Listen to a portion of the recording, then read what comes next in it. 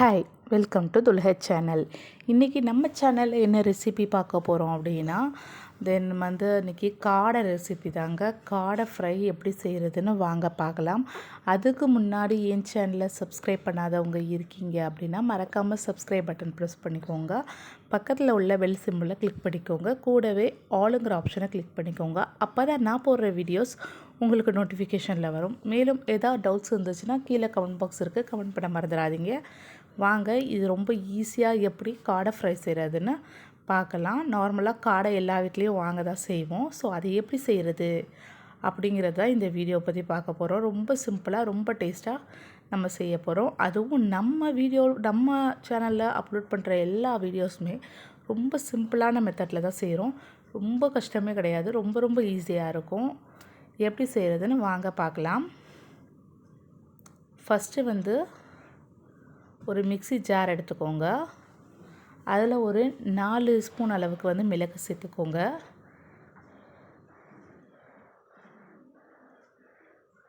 அடுத்து 4 ஸ்பூன் அளவுக்கு சீரகம் சேர்த்துக்கோங்க. மிளகு 4 ஸ்பூன், சீரகம் 4 ஸ்பூன். இதை சேர்த்துட்டு ஃபைன் பவுடராக அடித்து வச்சுருங்க. இப்போ ஒரு நான்ஸ்டிக் பேன் எடுத்து இப்போ நம்ம பேன் ஹீட் ஆன பிறகு இதில் ஆயில் சேர்த்துக்கலாம். ரொம்ப ஈஸியாக ரெடி பண்ணிடலாம். ரொம்ப ரொம்ப சிம்பிளான ஒரு ரெசிபி தாங்க இது.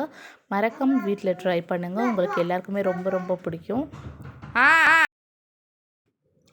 எண்ணெய் இப்போ நல்லா ஹீட் ஆகணும். எண்ணெய் ஹீட் ஆன பிறகு இதில் நம்ம வெங்காயம் சேர்த்துக்கலாம்.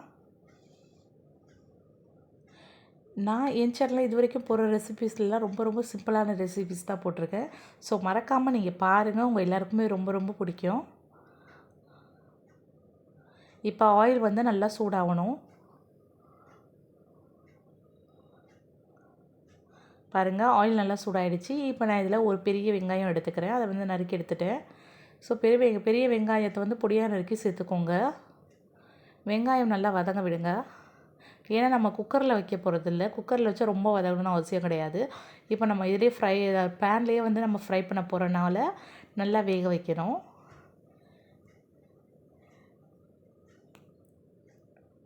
வெங்காயம் பொன்னிறமாக வரணும்.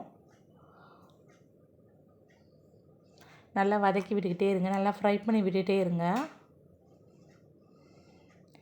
இது ஒரு 10 மினிட்ஸில் செய்கிற ரெசிபீஸ் தாங்க. நீங்கள் இதில் ஒரு 3 மிளகா நான் சின்ன சின்னதாக நறுக்கி சேர்த்துக்கிறேன். காஞ்ச மிளகாவை நம்ம சும்மா ஜஸ்ட் இப்படி கிள்ளி விட்டு சேர்த்துக்கலாம். இதை நல்லா வதக்கி விட்டுருங்க. இது கொஞ்சம் வேவட்டும். அதுக்குள்ளேயே நம்ம கறியை வாஷ் பண்ணி வச்சுருக்கோம். அந்த கறி இது காடை. கோழிலேயே ஒரு சின்ன கோழியை தான் காடைன்னு சொல்லுவாங்க. ஸோ அந்த காடையை நான் வாஷ் பண்ணி எடுத்திருக்கேன். இப்போ இதில் சேர்த்து நல்லா ஃப்ரை பண்ணி விட்டுக்கலாம். வெங்காயம், காஞ்ச மிளகாய் எண்ணெயோடு நல்லா வதங்கட்டும். இதை நல்லா வதங்கும்போது நம்ம அரைச்சி வச்சுருக்கிற அந்த மிளகு சீரகம் பவுடரை இதில் சேர்க்கணும். அவ்வளவுதாங்க நம்ம ரெசிபி. ரொம்ப ரொம்ப ஈஸியான ரெசிபி தாங்க இது. இப்போ பாருங்கள், நம்ம ரெடி பண்ணி வச்சுருக்கிற அந்த மிளகு சீரகம் பவுடரை இதில் ஆட் பண்ணிக்கலாம். இதை ஆட் பண்ணி நல்லா ஃப்ரை பண்ணி விட்டுக்கோங்க. இதில் கொஞ்சமாக தேவையான அளவு உப்பு சேர்த்துக்கோங்க. கறி வேகிற அளவுக்கு நம்ம உப்பு சேர்க்கலை, அதனால் நம்ம இப்போ உப்பு சேர்த்துக்கலாம். நல்லா ஃப்ரை பண்ணி விட்டுக்கோங்க இந்த மாதிரி. அதுக்கடுத்து கொஞ்சமாக தண்ணி ஆட் பண்ணிக்கலாம். ஒரு கிளாஸ் அளவுக்கு தண்ணி சேர்த்துக்கோங்க. ஏன்னா நம்ம இது வரைக்கும் நம்ம தண்ணி சேர்க்கவே கிடையாது. சும்மா எண்ணெயிலே தான் வெந்துக்கிட்டு இருக்கு. அதனால் தண்ணி விட்டு நல்லா வேக வச்சு மூடியை போட்டு மூடிடலாம். மூடியாச்சு.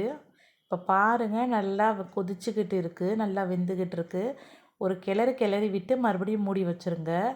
இப்படியே நம்ம பண்ணோம் அப்படின்னா நம்மளுடைய சூப்பரான காடை ஃப்ரை ரெடி ஆயிரும். ஒரு வாட்டி நீங்கள் இப்படி ட்ரை பண்ணி பாருங்கள். எப்படி இருந்துச்சுன்னு கமெண்ட் பாக்ஸில் கமெண்ட் பண்ணுங்கள். இப்போ மூடி போட்டு மூடி வச்சிடலாம். கொஞ்சம் நேரம் வேகட்டும். இது ஒரு 10லேருந்து ஒரு 15 நிமிஷத்தில் வெந்துடும்.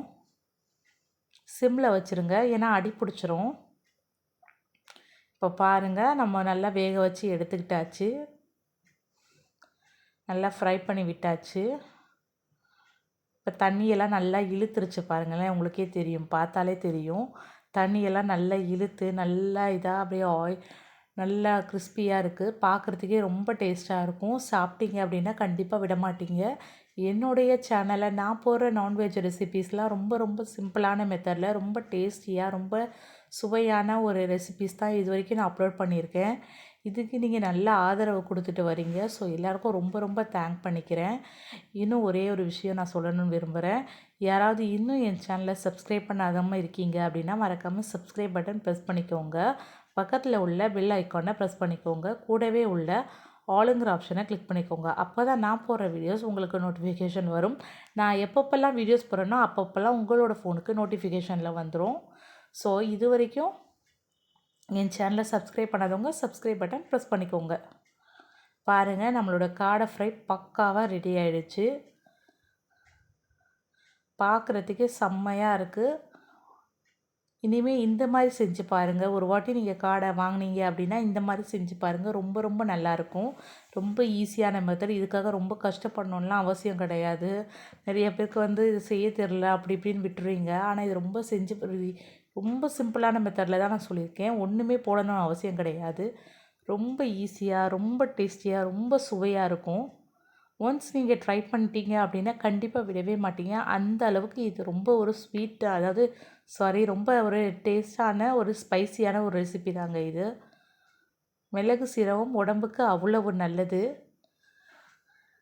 அதை வச்சு தான் நான் செஞ்சுருக்கேன். இதில் இஞ்சி பூண்டு சுத்தமாக ஆட் பண்ணக்கூடாது. நிறைய பேர் கேட்குறீங்க இஞ்சி பூண்டு ஆட் பண்ணலாமல் நீங்கள் எப்படி செய்வீங்க அப்படின்னு. இஞ்சி பூண்டு நம்ம சேர்க்காமல் இதில் செஞ்சு பாருங்கள். மிளகு சீரகம் மட்டும் போட்டு செஞ்சு பாருங்கள். ரொம்ப டேஸ்ட்டாக இருக்கும்.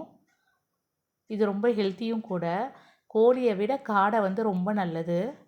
ஏன்னா இப்போ உள்ள கோழி அந்தளவுக்கு நல்லதில்லை அப்படின்னு சொல்லிகிட்டு இருக்காங்க. ஸோ நீங்கள் காடை வாங்கினீங்க அப்படின்னா மறக்காமல் இந்த மாதிரி ட்ரை பண்ணி பாருங்கள். இது எப்படி இருந்துச்சு அப்படின்னு கமெண்ட் பாக்ஸில் நீங்கள் எனக்கு சொல்லி அனுப்புங்க. மேலும் இந்த ரெசிபி உங்கள் எல்லாருக்குமே ரொம்ப ரொம்ப பிடிக்கும். கீழே உள்ள லைக் பட்டனை ப்ரெஸ் பண்ணிடுங்க. இது வரைக்கும் என் சேனல் ரொம்ப இதாக பார்த்துட்ருக்கீங்க. ஸோ தேங்க்ஸ் ஃபார் வாட்சிங்.